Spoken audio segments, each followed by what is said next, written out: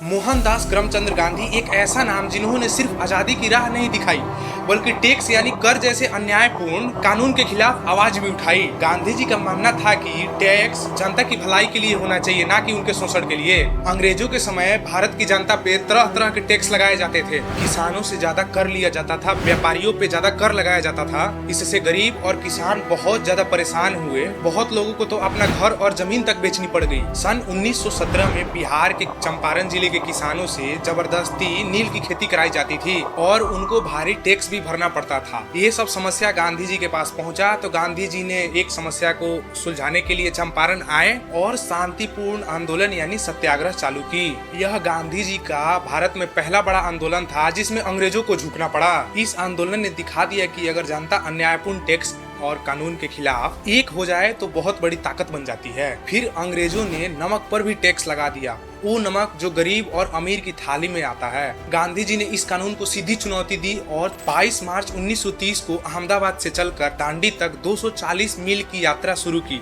और इनमें उनके साथ हजारों लोग जुटते गए। समुद्र किनारे पहुंचकर गांधी जी ने नमक बनाया और अंग्रेजों ने ये कानून तोड़ दिया। यह सिर्फ टैक्स की लड़ाई नहीं थी बल्कि आजादी का सबसे बड़ा प्रतीक था। गांधी जी मानते थे कि टैक्स जनता की भलाई के लिए होना चाहिए। अगर टैक्स से लोगों की जरूरी की चीज है और जिंदगी भर का बोझ हो तो उसका विरोध करना जनता का हक है। गांधी जी का कहना था कि टैक्स वही सही है जो जनता की सेवा में लगे। गांधी जी ने टैक्स को पैसों का लेन देन नहीं माना बल्कि उनके लिए यह सही और गलत का सवाल था। वह कहे थे कि अगर जनता की जरूरत की चीजें टैक्स छीन ले तो उसका विरोध करना जनता का हक है। चंपारण में किसानों की मदद से लेकर नमक बनाने तक के कानून को तोड़ने तक गांधी जी ने दिखा दिया कि जनता की ताकत किसी भी अन्यायपूर्ण चीज को हिला सकती है। उनकी सोच थी कि सरकार जो हमसे टैक्स ले उस पे शिक्षा, स्वच्छता और भी जरूरत की चीजें पे खर्च करे। अगर टैक्स जनता की मदद की बजाय उनको दबाने का काम करे तो वह आजादी और अधिकार पर हमला है। आज भी गांधी जी की यह सोच उतनी ही जरूरी है। जब टैक्स से सड़क, स्कूल और अस्पताल बने तो यह सही दिशा है, लेकिन अगर टैक्स का गलत इस्तेमाल हो तो जनता को आवाज उठाना चाहिए। यही लोकतंत्र की असली ताकत है। गांधी जी का संदेश साफ था कि टैक्स वही सही जो जनता की भलाई में लगे, ना कि जनता की